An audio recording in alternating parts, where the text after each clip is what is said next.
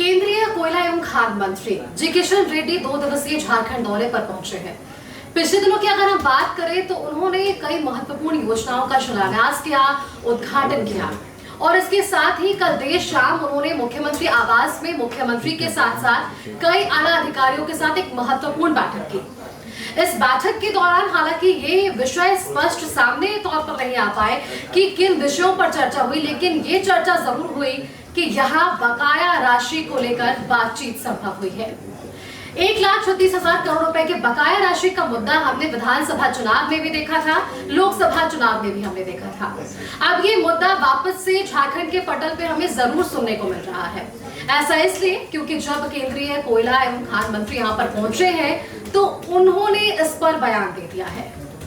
मुख्यमंत्री ने एक तरफ केंद्रीय कोयला एवं खान मंत्री से बकाया राशि की मांग की है, वहीं दूसरी तरफ अगर हम बात करें तो वित्त मंत्री राधाकृष्ण किशोर ने भी इस पर बयान दे दिया। उन्होंने कहा कि भारत सरकार के ही 2 मंत्री अलग अलग बयान देते नजर आते हैं।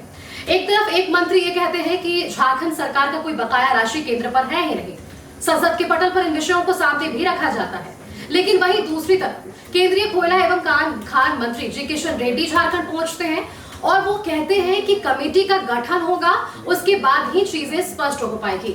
यानी कि यहाँ भारत सरकार के 2 मंत्री अलग अलग बयान दे रहे हैं।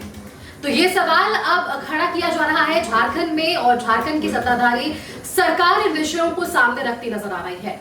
वहीं अगर हम राज्यसभा से सांसद जेएमएम से महुआ मांझी की अगर हम बात करें तो उन्होंने भी इस विषय पर खुलकर अपना बयान दिया।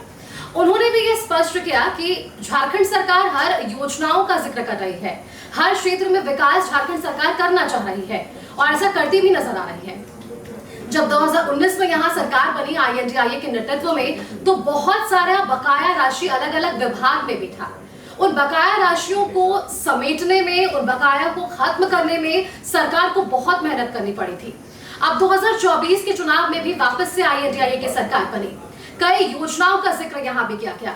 आपने देखा होगा मुख्यमंत्री मैया सम्मान योजना के लिए भी रॉयल्टी पर काफी बातचीत हो रही थी कि आखिरकार इतनी बड़ी राशि झारखंड सरकार कहां से लाएगी। तो महुआ मांझी ने यह भी जरूर स्पष्ट कर दिया है अपने बयान में कि अगर वो बकाया राशि यानी कि 1,36,000 करोड़ रुपए की जो राशि की बात हो रही है वो सरकार को मिल जाए, यानी कि जो बकाया केंद्र सरकार पर है, तो यहाँ विकास योजनाओं को एक तेज गति मिलेगी। अब चलिए ये देखने वाली बात होगी कि किस तरह से इनके बयानों को लिया जाता है कि क्या कमेटी जो जांच कर रही है इस पूरे मामले को लेकर ये स्वीकारती है कि बकाया राशि है भी या नहीं और किस तरह से झारखंड में विकास संभव हो पाता है।